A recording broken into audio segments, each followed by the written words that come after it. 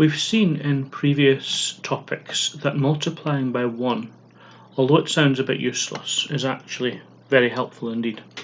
We've seen it in things like equivalent fractions. So if you have a fraction of 1/4 and you decide to multiply it by 1, then this is an efficient way of getting an equivalent fraction.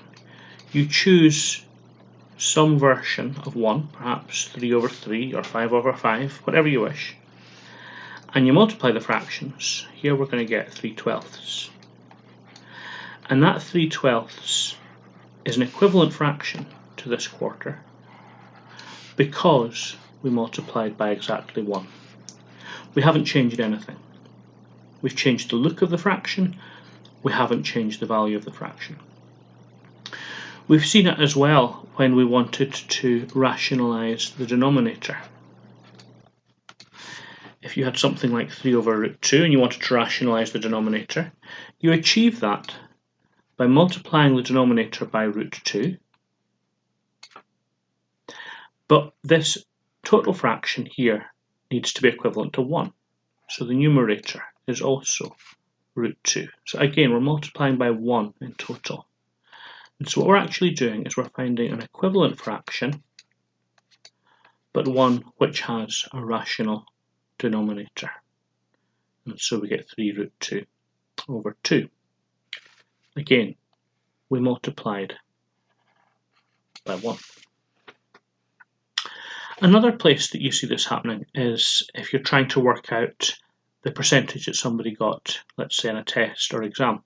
Let's suppose that they scored 15 out of 20. Now, you know as well as me that that's 75%, but let's think about why it's 75%. If we multiply this by 1, so again, I'm really thinking equivalent fractions, then I could choose for that value of 1 to be written as 100/100. And 100/100 is the same thing as 100%, because that's what percent means, 100 out of 100. The 15/20, that simplifies to 3/4, because both of these have a common factor of 5. Now let's see what happens. If we work out 3/4 of 100 and just leave the percent sitting on the end, 3/4 of 100 is 75. And so 3/4 of 100% is 75%. But again, we have only multiplied by 1.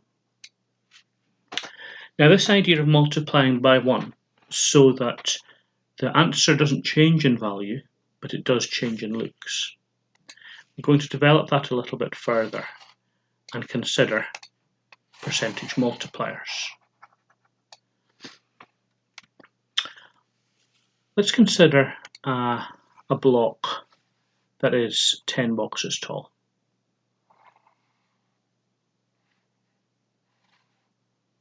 There we go. This is going to represent the original amount.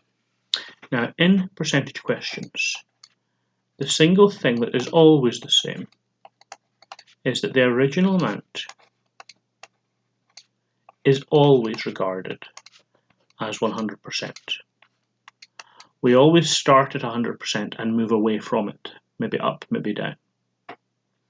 And so these 10 blocks are each representing 10%, 100% in total. Now, we've just seen that if you multiply by 1, then the amount that you started with will stay the same. So if we want that block to stay the same height, we multiply by 1. This 1 is absolutely equivalent to this 100%. Remember what we saw before, percent means out of 100. So this is 100 out of 100, or 1. If we multiply by 1, this block will stay the same size. However, if we want it to increase in size. Let's suppose we wanted that to grow to there. Well, this is 10%. It's the same size as each of these blocks here. So to get up to there, we need to multiply by 1.1. You might actually find it helpful to treat that as 1.10, and you can see the 10% increase happening. We're now up to 110%. If we want it to grow again by another 10%, so now we're going to get up to 120%, then we multiply by 1.20. If we wanted to go to 115%, if we wanted an increase of 15%, we would multiply by 1.15. Now this shouldn't surprise us, because if you think back to place value, this second decimal place is your hundredths column, and hundredths, percentages, same thing. So this second decimal place is really important. This is where each 1% happens. 1.21 would put us up 21%. 1.22 would put us up 22%.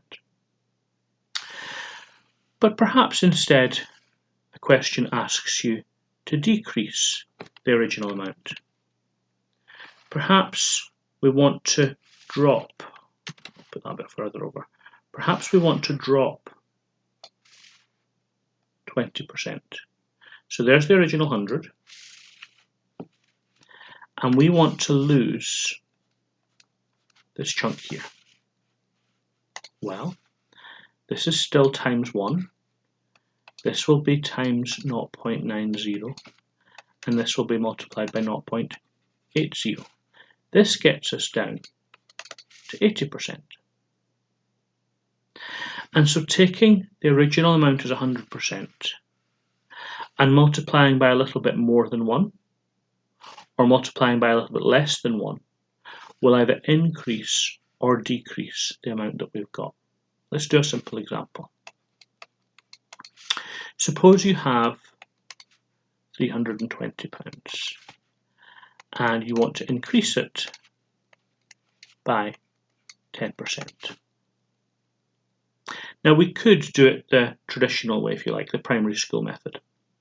We could say, well, 10% is £32, £320 plus £32 makes £352. We could do it in that way, but that's quite long-winded. If instead we realise that we can do £320 times, now, an increase of 10%, we want to go from here to here. That's times 1.10. And we can just reach straight for the calculator, and 320 times 1.1 equals 352. And we've got our answer straight out.